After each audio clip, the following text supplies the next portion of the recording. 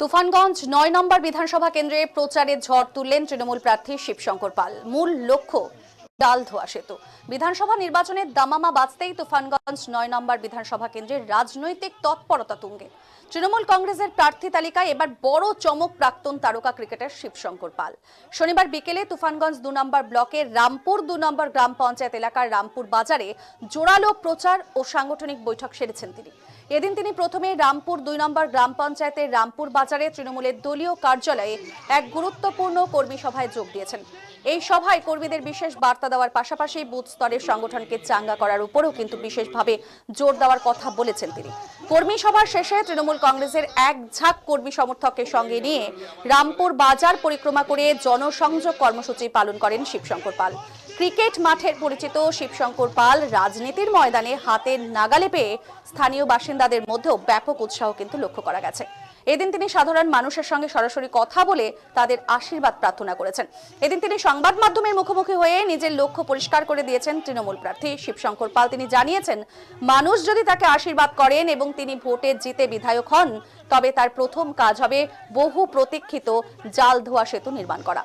তুফানগঞ্জ ২ নম্বর ব্লকের সঙ্গে অসম ও ভুটানের দ্রুততম যোগাযোগ একমাত্র ভরসা এই সেতু নিয়েই কিন্তু কথা বলেছেন তৃণমূল প্রার্থী শিবশঙ্কর পাল।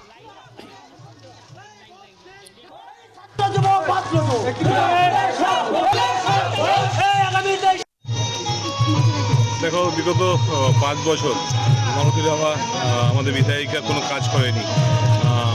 এই কারণে তুফানগঞ্জ ৯ নম্বর বিধানসভা অনেক পিছিয়ে পড়েছে। কেননা দিদির কোনো বার্তা, এখানকার কোনো বার্তা কলকাতায় গিয়ে পৌঁছাতে পারে না।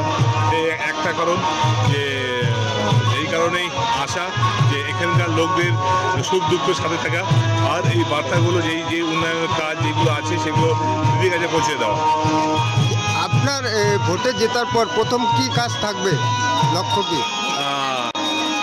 প্রথম কাজ হলো যে এই জলডাকা ব্রিজ প্রথম কাজ হবে। এটা আমার জেতার পরে দিদি এবং অভিষেককে এটা বলা যে এই ব্রিজটা করে দাও, কেননা ৩০,০০০ গ্রামবাসী এটা উপকৃত হবে। প্লাস ৩০,০০০ থেকেও তুফানগঞ্জ থেকে কুচবিহার, তুফানগঞ্জ থেকে রামপুর কামাখ্যারি অনেক ইজি হয়ে যাতায়াত, যেখানে ঘুরে ফলিমারি যেই জায়গাগুলো অনেক ইজি হয়ে যাবে আর যাতায়াতের জন্য। কেন বিজনেসের জন্য ক্ষেত্রে, যাতায়াতের ক্ষেত্রে যেন আমরা জানি যে বর্ষাকালে যেভাবে সেতু পার হতে হয় খুব রিক্সে পাতা হয়, সেই কারণেই আসা। দাদা, এবছরে এই বিধানসভা কেন্দ্রে মালতী রাভা রায় প্রার্থী দিয়েছে। তিনি ২০২১ সালেও বিজেপি বিধায়িকা ছিলেন এবং তার পাশাপাশি সিপিএম থেকে প্রার্থী দিয়েছে ধনঞ্জয় রাভা। এবারের যে হাড্ডাহাড্ডি লড়াই, কতটা আশাবাদী? 200% আশাবাদী।